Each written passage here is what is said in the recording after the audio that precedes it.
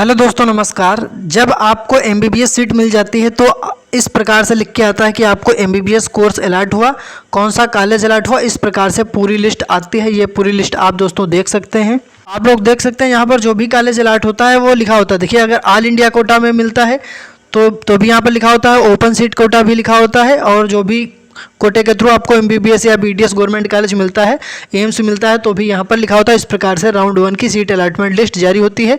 ये पिछले साल की है, जो कि मैं आपको दिखा रहा हूँ, जिससे कि आपको आइडिया लग सके किस प्रकार से आपको कॉलेज अलॉट होता है। इसीलिए दोस्तों अब आप सभी 2026 वाले स्टूडेंट्स तैयार हो जाइए, क्योंकि नीट 2026 काउंसलिंग बहुत जल्द स्टार्ट होने वाली है और काउंसलिंग का शेड्यूल भी बहुत जल्द जारी किया जाएगा। तो यहाँ पर मैं आपको आज के इस वीडियो के माध्यम से बताने वाला हूँ कि आपको काउंसलिंग किस प्रकार से करानी है। क्या गलती दोस्तों आपको नहीं करनी है कि आपको फर्स्ट राउंड में गवर्नमेंट कॉलेज मिल जाए, चाहे आप एमबीबीएस लेना चाहते हो या बीडीएस लेना चाहते हो या बीएससी नर्सिंग या बीएएमएस बीएचएमएस, जो भी आप चाहते हैं वो आपको गवर्नमेंट कॉलेज यहाँ पर मिल सकता है। अगर आपके नंबर 300, 350, 390, 400, 450 के आसपास भी हैं, यानी कि कम नंबर पर, कम रैंक पर भी अच्छा कॉलेज यहाँ पर आपको मिल सकता है। सारी जानकारी आपको बताएंगे, कैसे सीट अपग्रेडेशन करना होता है फर्स्ट राउंड से, कैसे आप सेकंड राउंड की काउंसलिंग में भी पार्टिसिपेट कर सकते हैं, कैसे आपको गवर्नमेंट कॉलेज मिलेगा, पूरी टोटल जानकारी आज के इस वीडियो में आपको बताने वाले हैं। तो सबसे पहले तो आप सभी कैंडिडेट क्या करिए दोस्तों,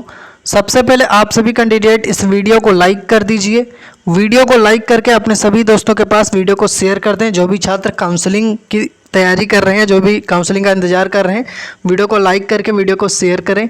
आप सभी साथी चैनल को सब्सक्राइब कर लें, क्योंकि काउंसलिंग से जुड़ी हर जानकारी आपको हमारे चैनल पर बिल्कुल फ्री में मिलेगी, 100% फ्री में जानकारी। तो चैनल को सब्सक्राइब करके घंटी को ऑल पर क्लिक जरूर कर लीजिए, ताकि काउंसलिंग से जुड़ी आपको हर अपडेट मिलती रहे।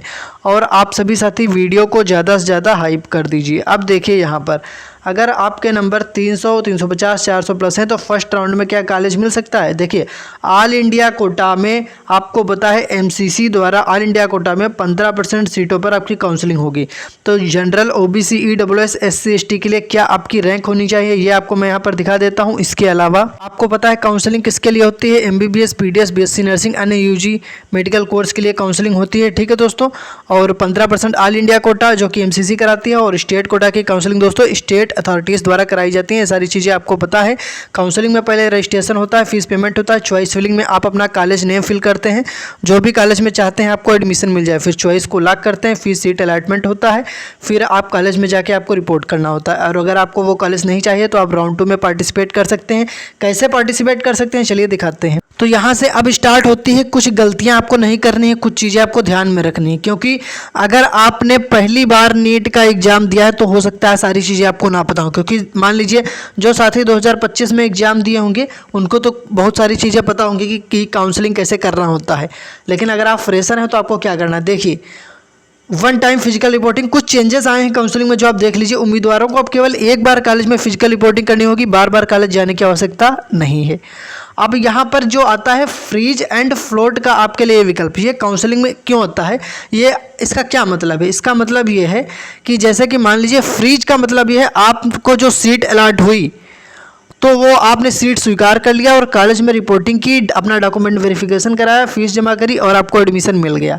और अगर आप फ्लोट का ऑप्शन चुनेंगे तो इसका मतलब है आपको जो सीट मिली है उसके अलावा उससे बेहतर सीट के लिए आप नेक्स्ट राउंड यानी फर्स्ट राउंड के बाद सेकंड राउंड में पार्टिसिपेट कर पाएंगे।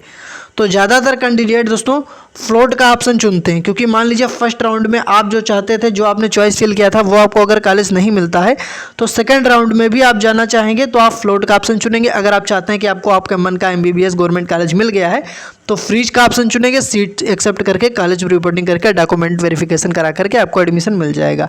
अब फ्लोट वाले उम्मीदवारों को राहत क्या मिलती है कि फर्स्ट शुरुआती राउंड में कॉलेज आपको जाने की आवश्यकता नहीं है, जो भी आपके डॉक्यूमेंट्स हैं फीस जमा करने की भी आवश्यकता नहीं है, सीट अस्थायी रूप से आपकी सुरक्षित हो जाती है। सीट अपग्रेडेशन का मतलब यही होता है, अगर आप सीट अपग्रेडेशन का ऑप्शन चुनते हैं जो कि ऑनलाइन ही होता है तो राउंड 3 तक संभव होता है, यानी कि राउंड 1 में आप पार्टिसिपेट करेंगे, अगर आपको कॉलेज नहीं मिला आप राउंड 2 में जाएंगे, फिर राउंड 3 में जा सकते हैं और अंतिम सीट मिलने पर ही कॉलेज आपको रिपोर्ट करना होता है।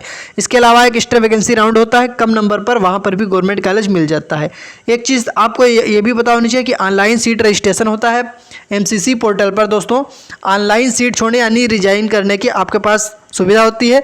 अब आपको कॉलेज जाकर जो है अपना इस्तीफा देने की आवश्यकता नहीं होती। पहले एप्लीकेशन वगैरह जो भी लिखना होता था।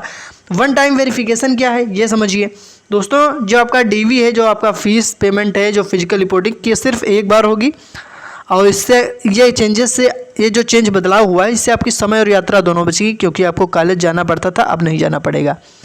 और कुछ ये चेंजेस देखिए, कुछ अपडेट है। Digital and technology improvements, NTA का जो प्रीफिल्ड कैंडिडेट डाटा वो इस्तेमाल होगा। ऑनलाइन डॉक्यूमेंट अपलोड और वेरिफिकेशन होगा। NMC और कॉलेजों का सीट मैट्रिक्स वेरिफिकेशन, साइबर सुरक्षा, डिजिटल प्रक्रिया को मजबूत किया गया है। अच्छा, NRI उम्मीदवारों के लिए क्या बदलाव हुए हैं देखिए। NRI रजिस्ट्रेशन पूरी तरह ऑनलाइन है। डॉक्यूमेंट अपलोड ऑनलाइन होंगे, ईमेल से आपके डॉक्यूमेंट्स भेजे जाएंगे। पुरानी जो व्यवस्था थी वो समाप्त हो गई। ऑनलाइन डॉक्यूमेंट वेरिफिकेशन होगा, इससे प्रक्रिया तेज और पारदर्शी होगी। और जो PWD कैंडिडेट हैं, दिव्यांग उम्मीदवारों के लिए विशेष सुविधा और बेहतर पहुंच सुनिश्चित की गई है। अच्छा, हेल्थ मिनिस्ट्री का फोकस देखिए। केंद्रीय स्वास्थ्य मंत्री ने तैयारियों की समीक्षा की है। पूरी काउंसलिंग प्रक्रिया को पारदर्शी, मेरिट आधारित, छात्र अनुकूल बनाने के निर्देश दिए हैं। अब आपको क्या करना चाहिए?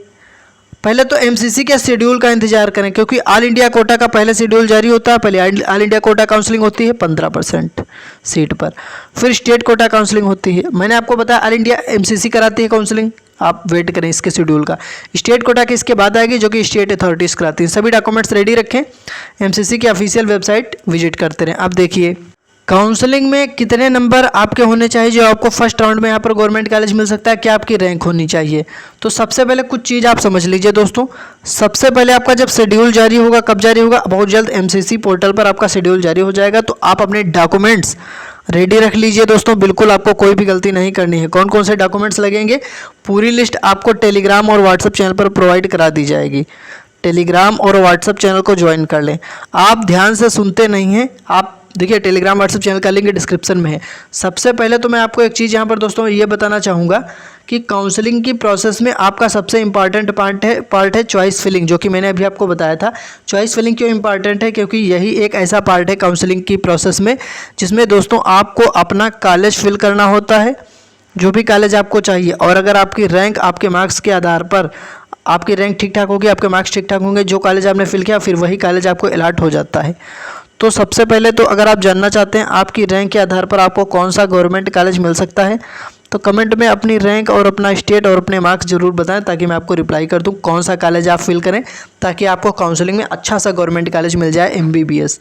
कमेंट में बताएं अपनी रैंक, अपना स्टेट, अपना स्कोर। कमेंट तभी कर पाओगे जब चैनल को सब्सक्राइब करोगे, तभी आपका कमेंट सबसे ऊपर दिखेगा, क्योंकि हज़ारों कमेंट आते हैं। तो सब्सक्राइब करके घंटी को ऑल पर क्लिक कर लें, चैनल को सब्सक्राइब करके घंटी को ऑल पर क्लिक करें, फिर कमेंट करें। अब मैं यहाँ पर आपको चलिए दोस्तों दिखा देता हूँ यहाँ पर क्या रैंक रह सकती है ऑल इंडिया कोटा के लिए। UR कैटेगरी में 26,000 से उम्मीद है 29,000 रैंक तक, और ये आप मान के चलिए कि दोस्तों लगभग 30,000 रैंक तक ऑल इंडिया कोटा में जनरल से गवर्नमेंट कॉलेज मिलने के चांस हैं। OBC में लगभग 32,000 रैंक तक दोस्तों गवर्नमेंट कॉलेज मिलने के चांस है। EWS में लगभग 33,000 रैंक तक चांस है। SC कैटेगरी में लगभग 1,55,000 रैंक तक गवर्नमेंट कॉलेज मिलने के चांस रहेंगे दोस्तों, उम्मीद है। और यहाँ पर 1,95,000 रैंक तक ST कैटेगरी में गवर्नमेंट कॉलेज मिलने के चांस रहेंगे, जो कि ऑल इंडिया कोटा का है। यहाँ पर कट ऑफ हाई रहती है, क्योंकि यहाँ फर्स्ट राउंड में हाई रहेगी। फर्स्ट राउंड में कुछ छात्रों को गवर्नमेंट कॉलेज मिल जाएगा, तो सेकंड राउंड में आपकी कट ऑफ कम हो जाएगी। तो आप एक चीज़ यहाँ पर समझिए, देखिए मैं यहाँ पर दिखा देता हूँ। देखिए काउंसलिंग के कितने राउंड होते हैं ये यहाँ पर आपको मैं दिखा देता हूँ दोस्तों। सबसे पहले आप एक चीज़ देखिए, कुछ भी आपको काउंसलिंग से जुड़ी जानकारी चाहिए कि आपकी रैंक के आधार पर आपको कौन सा कॉलेज मिल सकता है, कुछ भी आपको पूछना है काउंसलिंग कैसे करना है, तो इंस्टाग्राम का मैंने लिंक डिस्क्रिप्शन में दे दिया है, आप मैसेज कर सकते हो मुझे, लेकिन फॉलो करके मैसेज करना। इंस्टाग्राम का लिंक डिस्क्रिप्शन में है, फॉलो करके मैसेज करोगे तो आपको रिप्लाई कर दिया जाएगा। फ्री काउंसलिंग से जुड़ी जानकारी की कितनी रैंक पर हमें कौन सा कॉलेज फिल करना चाहिए, क्योंकि जब एक बार काउंसलिंग शेड्यूल जारी हो जाएगा, काउंसलिंग स्टार्ट हो जाएगी, फिर आपको कोई मिस्टेक नहीं करनी। तो अभी से सारी चीज़ें आप समझ लीजिए। टेलीग्राम और व्हाट्सएप चैनल का लिंक डिस्क्रिप्शन में है, टेलीग्राम और व्हाट्सएप को ज्वाइन कर लें। टेलीग्राम ग्रुप और व्हाट्सएप ग्रुप का लिंक डिस्क्रिप्शन में, हज़ारों छात्र ऑलरेडी जुड़े हुए हैं। इसके अलावा UR कैटेगरी में जिनके 500 के ऊपर नंबर हैं, ओबीसी में जिनके 450, 460, 480 तक नंबर हैं, ईडब्ल्यूएस में भी इसी के आसपास, एससी कैटेगरी अगर 400 तक भी हैं, ठीक है, और एसटी कैटेगरी अगर आपके नंबर 300 से 400 के बीच हैं तो टेंशन ना लें, क्योंकि यहाँ पर मैं आपको बता दूँ ऑल इंडिया कोटा में अगर आपको गवर्नमेंट कॉलेज मान लीजिए नहीं मिलता है तो स्टेट कोटा में आपको बहुत ज़्यादा चांस रहेंगे, क्योंकि यहाँ पर 85% सीट हैं आपके लिए, ठीक है। और यहाँ ऑल इंडिया कोटा में कट ऑफ इसलिए हाई रहती है क्योंकि 15% ही सीट होती हैं, और स्टेट कोटा की काउंसलिंग में स्टेट कोटा का पहले शेड्यूल जारी होता है जो कि ऑल इंडिया कोटा के बाद होती है।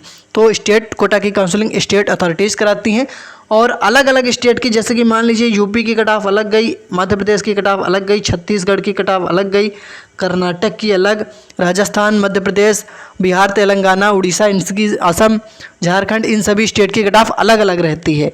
तो आप अपना स्टेट ज़रूर कमेंट करें ताकि मैं आपकी रैंक जब देखूं, अपनी रैंक कमेंट करें, अपना स्कोर कमेंट करें, ताकि मैं जब आपकी रैंक, आपका स्कोर देखूं तो आपका स्टेट के हिसाब से मैं आपको रिप्लाई कर पाऊं कि आपके स्टेट में कौन सा बेस्ट गवर्नमेंट कॉलेज आपको मिल सकता है, काउंसलिंग में कौन सा आपको फिल करना चाहिए।